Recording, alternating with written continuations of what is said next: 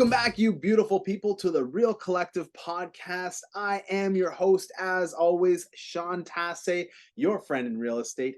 Hit that like button, subscribe to the channel to keep up to date with new listing videos before they come up, and share this with somebody who you think might be interested in something similar to what we're going to be talking about today. Now, today we are talking about a thing that you don't hear a lot of agents talking about, and that is selling privately, selling your house, not necessarily without an agent, but selling without being on MLS. So a private sale.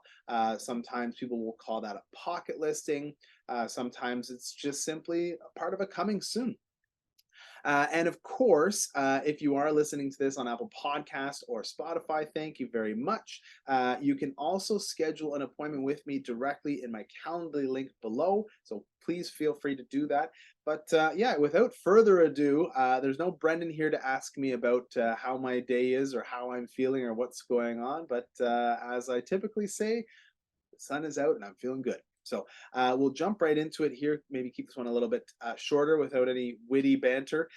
So just talking a little bit about what it means to sell your house privately. Sometimes you will and sometimes you won't have a real estate agent. In the cases where you don't have a real estate agent, it could be the case that a real estate agent is coming to you and knocking on your door and saying, hey, I've got a buyer for your house, the old door knocking script that some agents might use. That might or might not be true. But in the case that it is true, and they do have a buyer for your house, they might be showing up and saying, hey, I've got someone who'd like to buy your house. Can I please buy your house? Can we bring you an offer for it? In that case, you will not be represented as a client. You will simply be a homeowner without representation. Now, at that point, as a homeowner, you can go and try and get representation. You can have someone come to help you out and give you that representation if you do have a relationship with a real estate agent, or you can simply ask the agent who's bringing the offer to treat you as a either as a client or as a customer. All of these are different sort of nuances that might be allowed, but that would definitely be one instance of you as a homeowner selling your house privately. If you just have the perfect buyer shows up and walks in and says, hey, I'd like to buy your house, and I think what we're giving you here is a fair offer, here you are.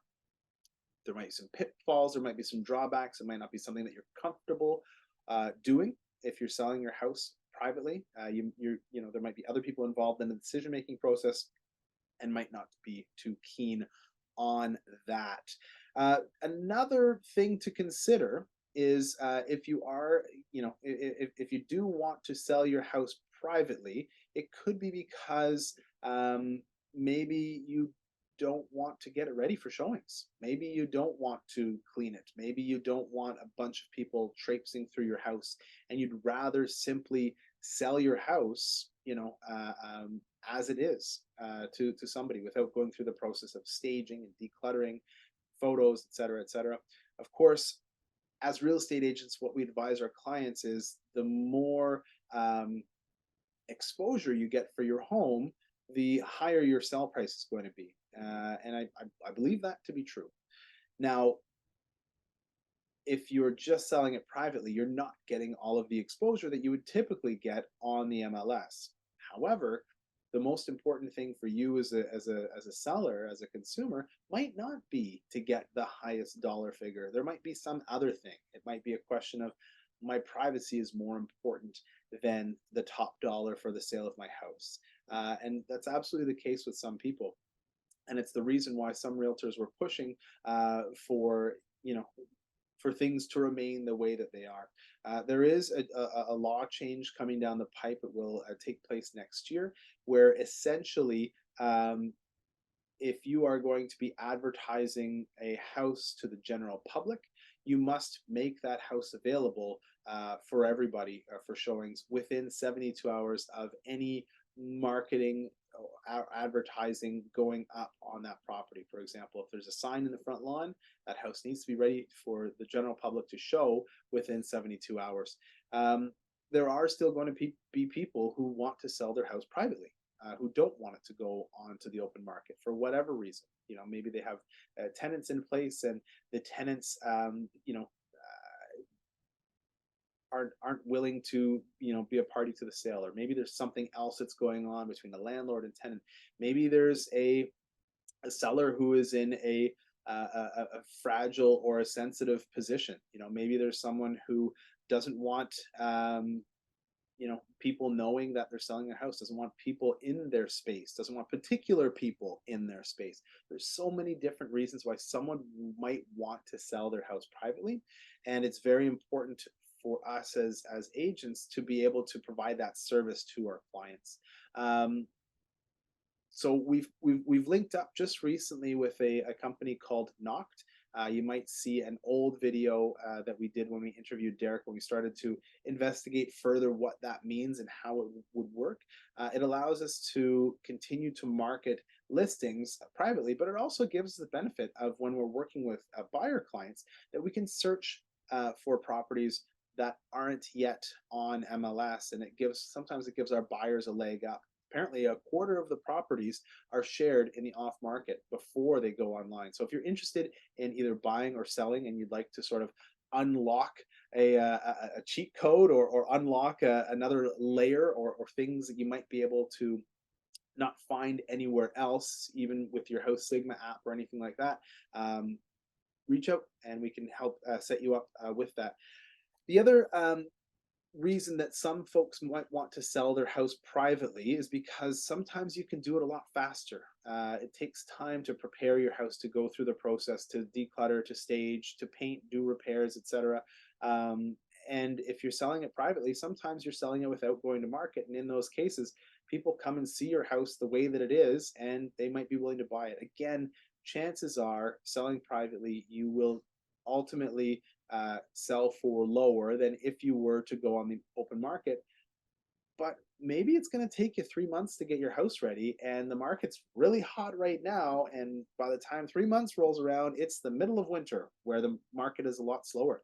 So, you have to sort of factor everything in. A lot of what our process involves is we will market our properties exclusively, with the opportunity of selling it privately as you're going through and preparing your house for the open market. And so it saves you having to not have to prep. So there are some benefits to the consumer of selling your house privately, because not everybody is all about getting the top dollar. And I think a lot of agents sort of get their head stuck on this idea that it's up to us to do the best for our clients, which it is.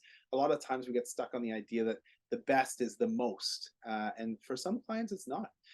There's a few other systems that we're using. I'll talk about those in the second half after we do a break, that are helping our clients sell their house privately. And then I'll give you guys a couple stories in the second half about houses that we have sold privately and how that has benefited the consumer. So a few different examples. So yeah, short episode today, and that's okay. Stick around for the second half to see the fun stuff. And if there's anything that I'm missing, or something you think I should be talking about, drop it down in the comments, and I'm happy to respond. If you have some angry comments, feel free to drop those in the comments too. I will respond after crying. You can always download us on Apple Music and Spotify. You can book an appointment with me in the Calendly link below. You can also hit that like button, subscribe to the channel, and share this with someone who you think might be considering selling their house but might not want to go the traditional way. So we'll see you on the flip side.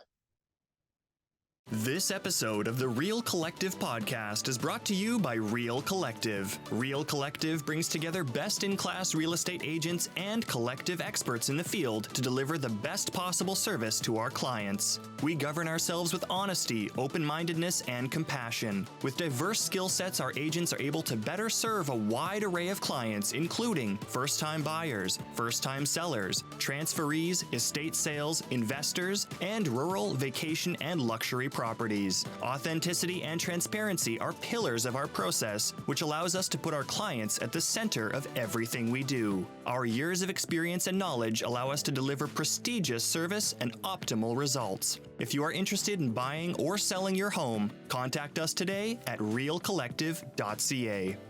Welcome back, you beautiful people, to the second half of the Real Collective podcast. I hope you enjoyed the beautiful advertisement that we just had a chance to see. thankfully it wasn't my voice talking continually.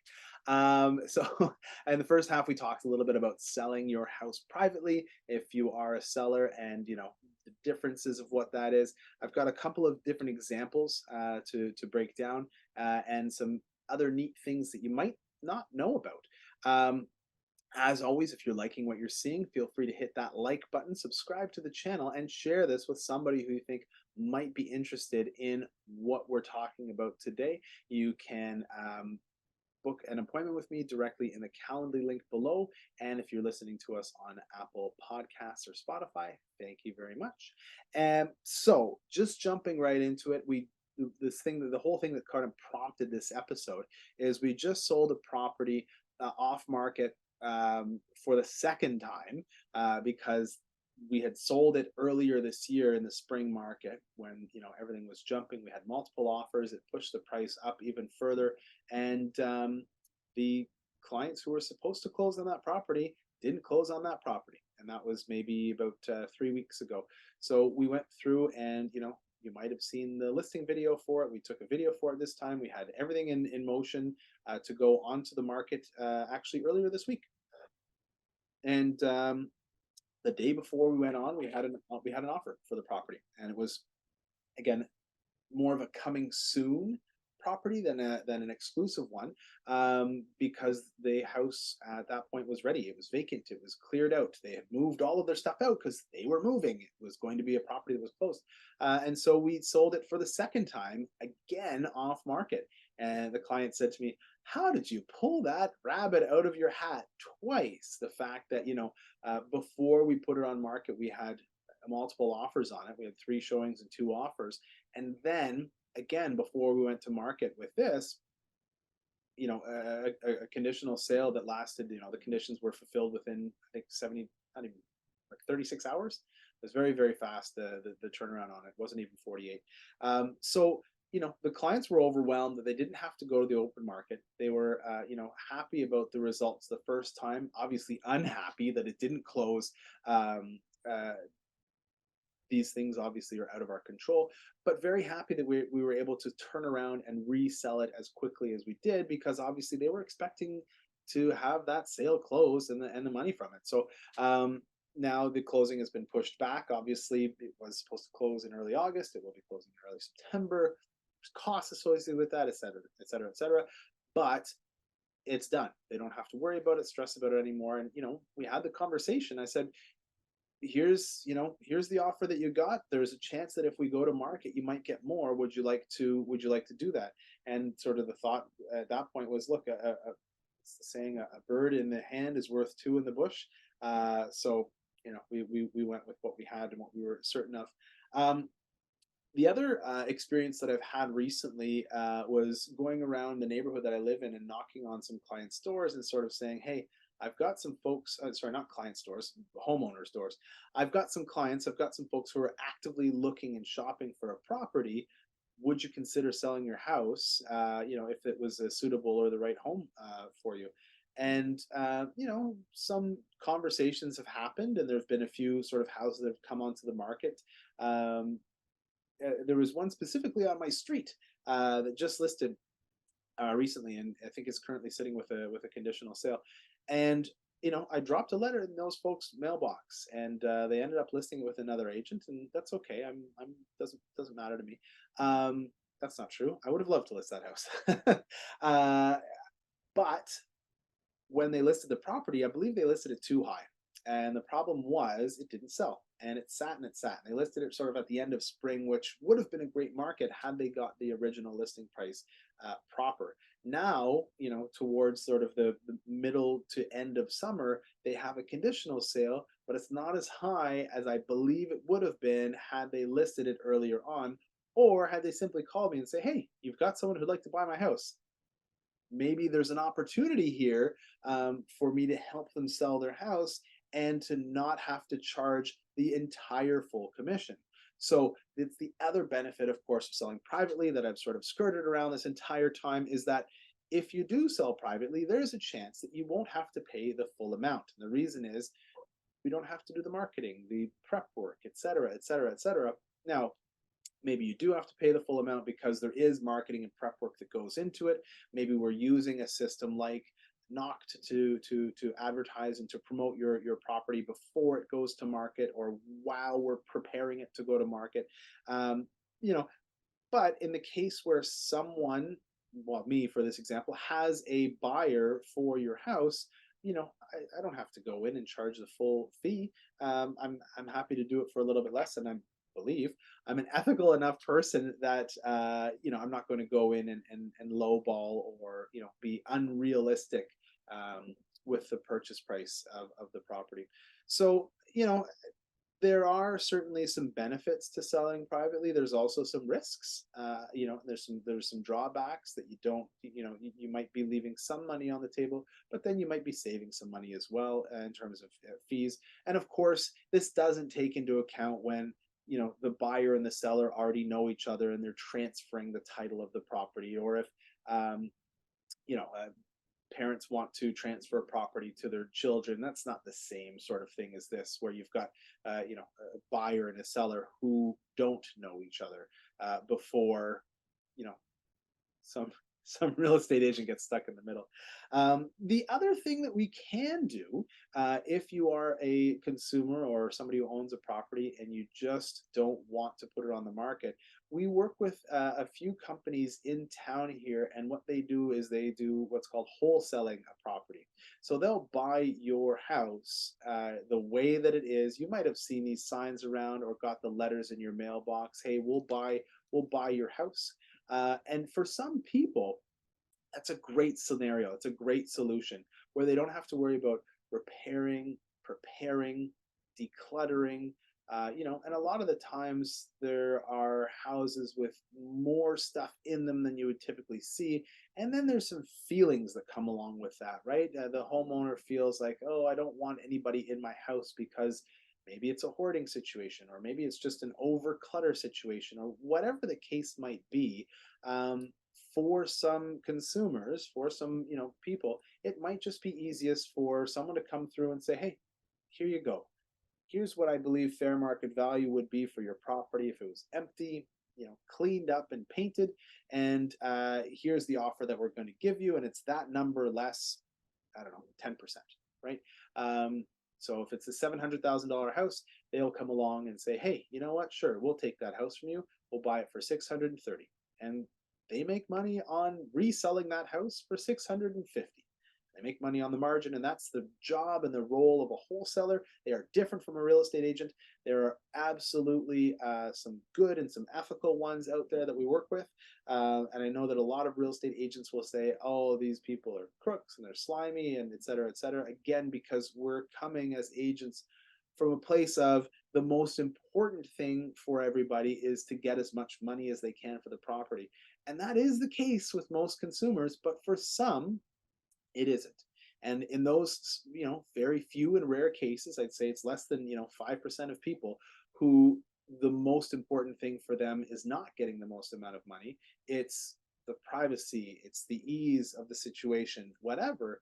Selling off market might make a lot of sense. And, there's different scenarios, there's different reasons where it might. And, it's possible to do it in a good, ethical, and wholesome way so that everybody is being treated fairly and being treated openly and honestly and respectfully. So, yeah, I think that's a pretty good place to wrap it up. Thanks for bearing with me on this solo podcast journey.